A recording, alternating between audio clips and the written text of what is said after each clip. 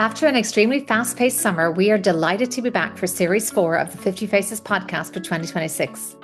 This series dips into venture capital, private credit, does a double dip into real estate, and explores the challenges of allocator governance for families and public funds alike. As a special bonus episode, we end with a passionate discussion of how art can transform brands and elevate one's career. We start with a conversation that gets to the heart of how AI can be a liberating force within organizations. If you thought you were in the answer business before, well, I have news for you, because AI is a lot better at answers than most of us are. What AI probably won't replace, or at least in the near term, is the ability to ask thoughtful questions, the ability to use judgment, and then the ability to form meaningful and transparent relationships with people. We hear how venture capital in Europe needs to catch up with the US and what it is missing. We have a tendency in Europe to be far more cautious with how much money we allocate, and companies trying to survive on very limited capital. And all it does is delay things. Decisions get put off. Important activities don't take place because people are saving money. And I just think it's the wrong approach. I think time is the enemy. Allocators are being creative too, doing more with less and never compromising on quality. At a high level, we wanted to take best practices from around the country and really around the world, not only in the pension space, but also in the endowment and foundation space.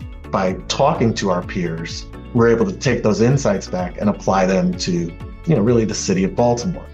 In a public fund, we're certainly constrained by salaries and compensation at a certain point, but where we may come short of matching the private sector in that, what we really felt is we can provide young and even experienced talent direct engagement with these global and international managers at a high level, which they might not otherwise experience in the private sector.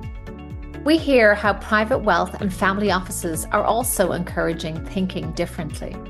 A lot of people maybe had the misconception about private wealth, or maybe I had this misconception, but a lot of private wealth now is actually still first generation entrepreneurs, right? So people are still heavily involved in their businesses, so that they actually have something to contribute. What tech is trying to do is giving service or improving service through hyper-personalization. So how do you do customized servicing for clients at scale? Which in the old way, if you did manually, was just not possible. If you leverage technology in the right way, it is possible. And that might be the differentiating factor. When it comes to the often bashed topic of ESG, we hear about some surprising truths. Greenwashing, we believe, is a good thing because it kind of weeds out ineffective and strategies that are not effective and not necessary. Because careers are part of what we can control, we learn about some career lessons. Have confidence in yourself. Don't let outside voices define what you can achieve in life. I think people have to keep perspective on career or run life.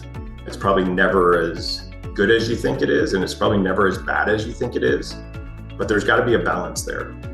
And about different leadership styles. I share everything with the team.